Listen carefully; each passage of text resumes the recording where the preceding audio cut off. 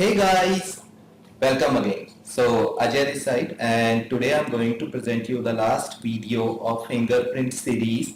As I have already uploaded a few other videos in which I initially do the fingerprint recognition system using Euclidean distance.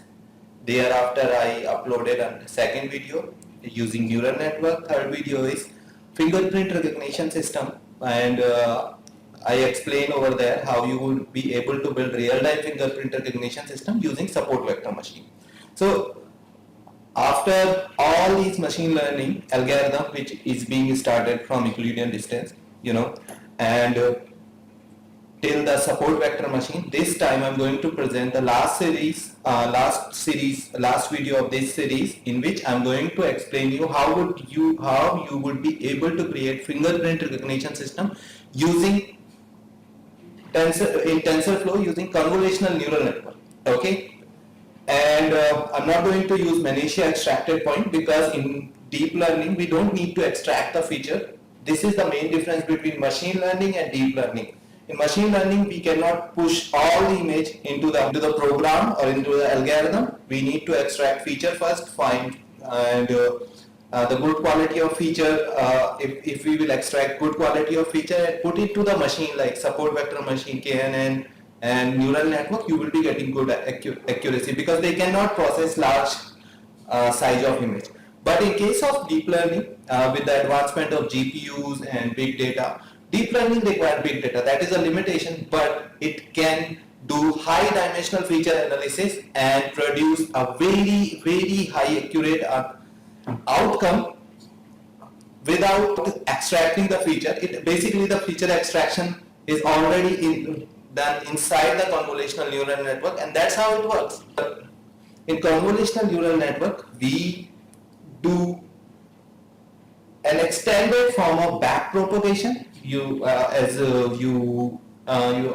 seen in my previous video, like in fingerprint recognition using neural network, in which it basically extract the feature first, produce an outcome, compare the outcome with the original outcome, then trace back again, remap the weight and bias matrix, and do the analysis until unless it finally obtain the optimum or close output to the original one.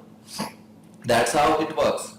It's simple. So this time I'm going to show you how you would be able to create your own algorithm without using any significant libraries, and how you can create the batch, how you can process the image, and how you would be able to achieve good accuracy, better than support vector machine and neural network. So here we go. I'm not going to waste much of your time. Let's start and see how you would be able to create your own algorithm, and you can replace the fingerprint the data set from to the type of data set you want to train it. So right now I'm going to do it for fingerprint recognition, because there is not much of research has been done in fingerprint recognition with neural network, as the technology is already mature so far. But let's see how you would be able to create by your own. So here we go, guys. Let me show you how I built the folder. So these folders look similar. I have shown and explained you in my previous video. In subject 1, I am having I have 8 number of sample for each subject, and I create 10 folders of 10 subjects. Total number of images I am having right now is 80 images, though the data set is less, but it is sufficient to show a demo of convolutional neural network fingerprint recognition system. So this data set I have obtained from FVC202. You can download it from there. It is already open source. Now let's come to the main part of algorithm.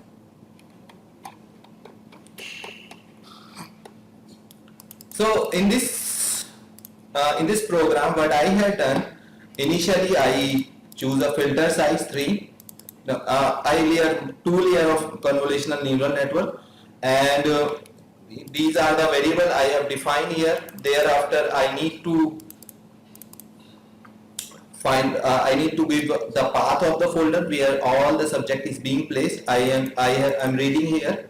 I'm taking the name of folder from each folder. Thereafter, I just put each image in a list, and corresponding to that image, I give a label which is being used for the target in further.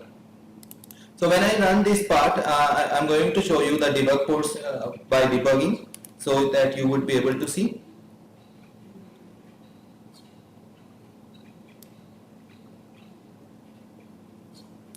So here you can see right here the target. Here you can see in label I am having 80 samples, and these are being labeled like this. Initial first 1 0, then 1, then 2, then 3, and all the images are fed into the image name folder. Like here you can see here the first this is a random generation, so first subject is 5th subject, and all 8 images of 5th subject I have been labeled as 1 0. So things like that, and total 80 images and 10 subject are stored in a list, and the list name is image name list.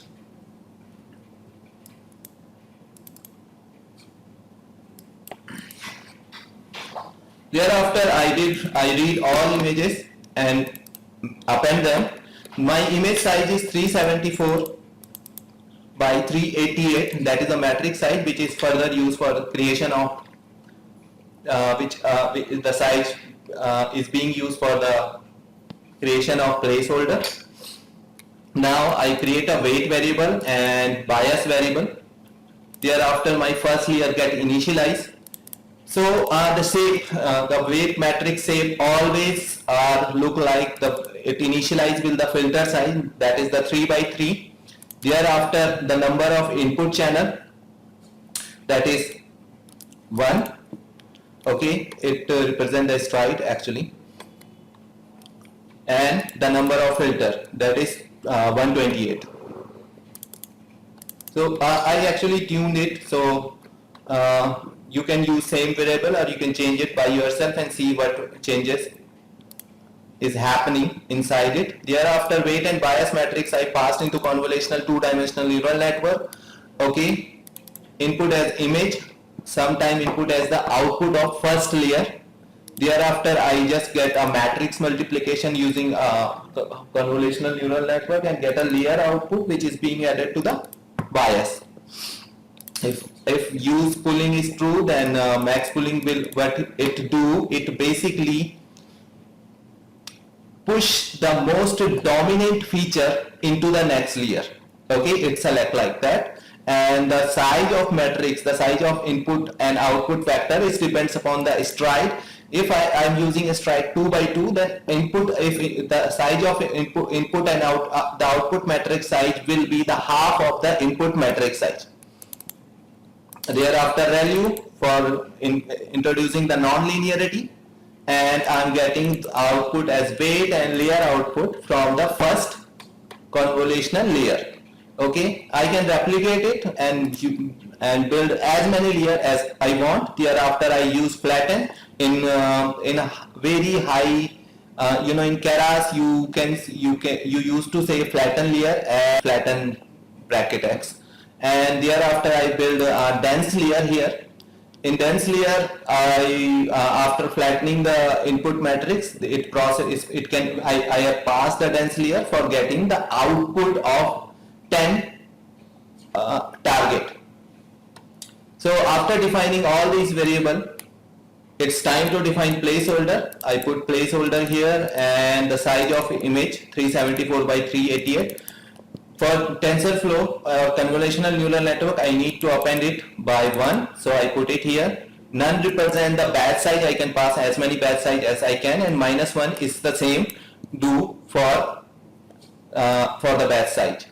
I have 10 target vector. Okay, so what I did here, I am using a cross entropy loss. For cross entropy loss, I need an encoded form of target vector. So for doing this thing, I use categorial here. I have already explained you this, the label I have appended, and then I use Keras categorial, which take input as a number and give an encoded form of label. I can show you. Let me show you the debug portion of this label, so that you can understand.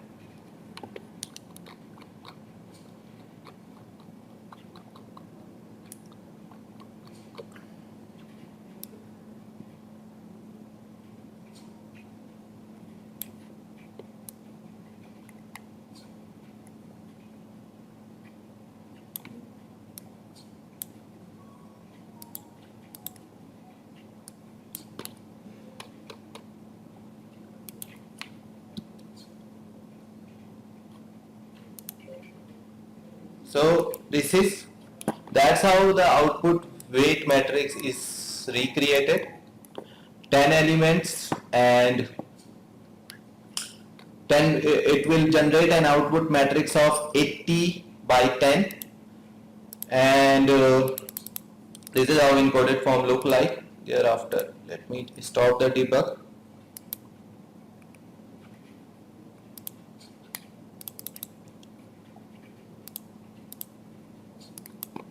So now moving forward, I have created a placeholder. Okay, this is my output matrix, this is my input image, my first convolutional layer, second convolutional layer. Using pooling is true, it will reduce the workload of ReLU and always process the most dominating feature. Thereafter, flatten layer. It will flatten the convolutional output, flatten the layer and make a one-dimensional array of input. And finally, I have used here dense layer, and my number of target are 10. Okay, the output of dense layer will be passed to the softmax activation function, and it will generate an output of Y prediction. Okay, I have for visualizing the prediction output, I just created a summary here, which I am going to show you in the end session of this video. Okay, and the maximum value of particular array will show you the index value of that class.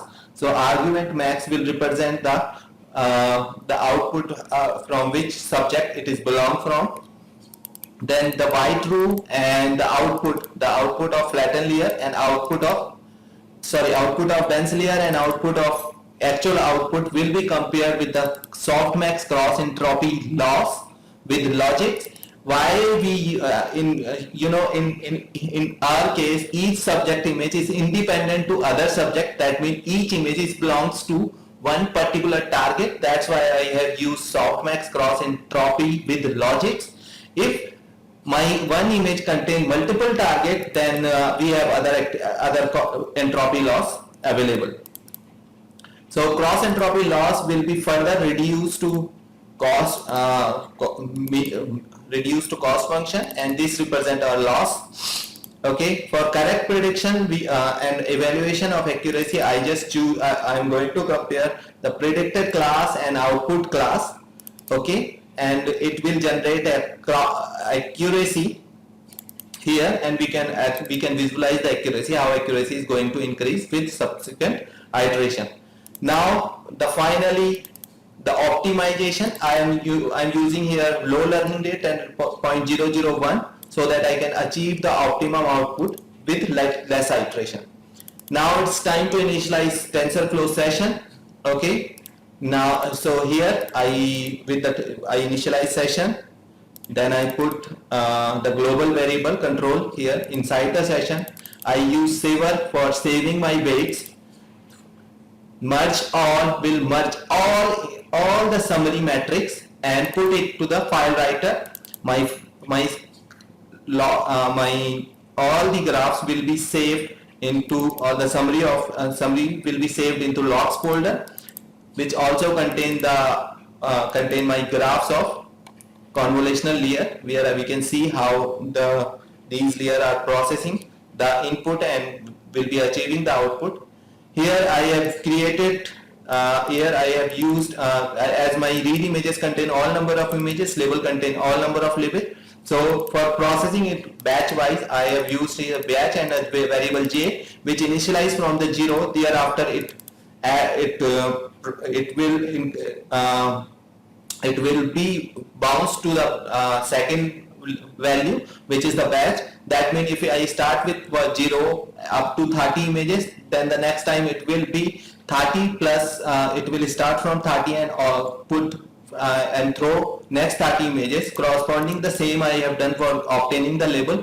Once if the j plus batch size is greater than the total length of the vector, then j again is initialized from the 0. Here I did here because I want to process batch wise. And why I do here manually, because I can use the tf process batch function, but I did here for the simplicity so that I can explain you better how the batch processing done. Each batch processing will be fed into the feed train dictionary, where input is the x belongs to batch ss, the number of images, and label ss contain the my label, which called as true classes. Now it's time to obtain the loss predictions, that what are the prediction we are obtaining, and I put it in the summary. For whenever we want to optimize the output, we need to run the session corresponding to the optimizer, the Adam optimizer, which basically redistribute the weight and bias matrix value correspond thoroughly and back propagate again to the convolutional neural network unless it obtains the perfect predicted value as the target vector. Okay, so here the optimization is done, and this will keeps on running until the epoch. For better visualization, I have also stored summary of accuracy, and the printing and the accuracy summaries also I am printing here. Everything I have right here, and these things will store in the log directory for visualizing. Another thing, I have used the session to for the visualizing the projection. My all the weights is also stored in the log file. Now I am going to run this program, and we will see how the weight matrix and another function is being generated. Let me check. It takes little bit, couple of minutes, and I'm going to reach out to the folder. So now here the logs will be generated. So better that I should initialize my tensor board to visualizing how we are obtaining the better accuracy.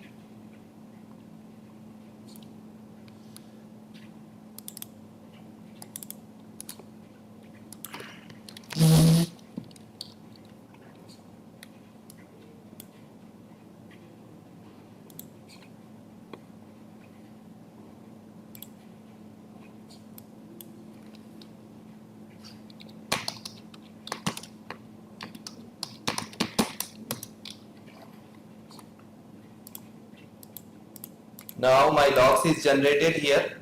So we will see how these things are look like. Let me obtain the path. Now I am going to initialize tensor board.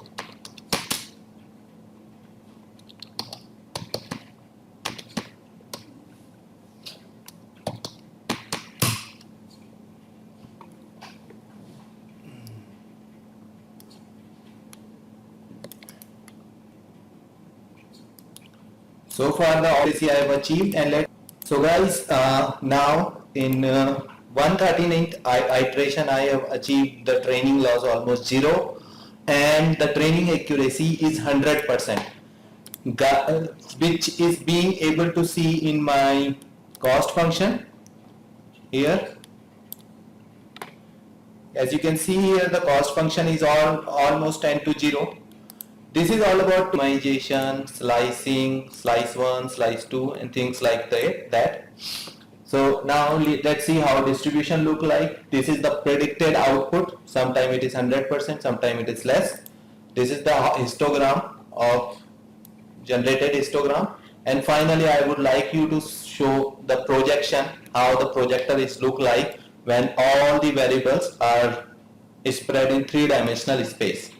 So after visualizing this thing, let's wait for better today's video, guys. And I hope you like this video. I try to explain everything, how I build the convolutional layer, how I create the batch, how I taken the input, and how we have achieved ultimately high accuracy with minimum loss. So if you are new in machine learning, deep learning and things like that, you can contact me. We provide one-to-one session, and if you are a startup, then you can contact me if you want to build any solution using deep learning. Just ping me. I have given my number at the bottom section of this video. Please share so that people can aware about AI and machine learning and how it is changing world today. Thank you, guys. Thanks for watching this video.